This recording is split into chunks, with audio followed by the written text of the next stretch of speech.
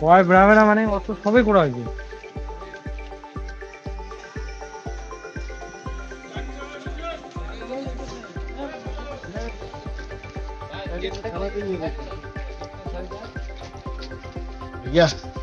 আবার যাইতে হবে। এই রাজু রে সৈনিক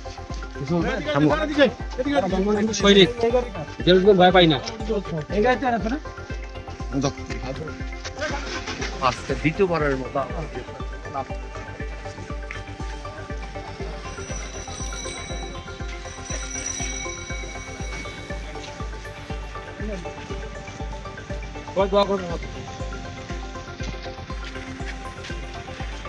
ভাই কি এখন রংপুরে যাচ্ছে নাকি?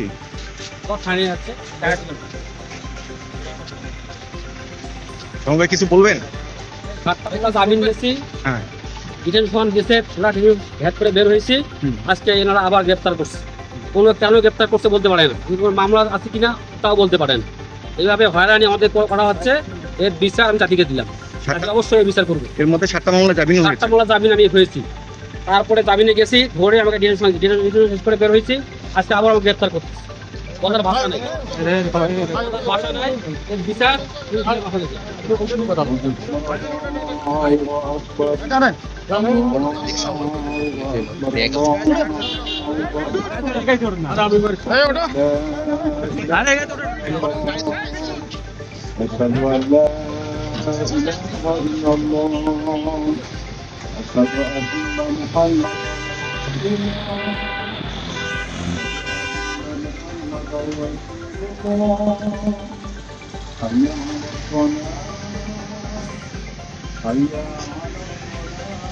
লালমনিরহাটের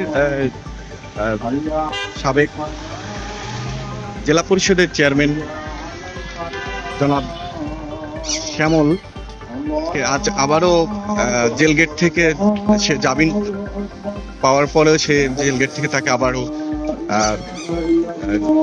রংপুরের একটি মামলা রয়েছে, সেটা সিআইডির মামলা। সেই সিআইডির মামলা তাকে আবারও গ্রেপ্তার দেখিয়ে জেল হাজতে প্রেরণ করা হলো। সেটা বর্তমানে লালমনিরহাট আমি জেল কারাগার থেকে সরাসরি উপস্থিত থেকে দেখানোর চেষ্টা করেছি। ভালো থাকবেন।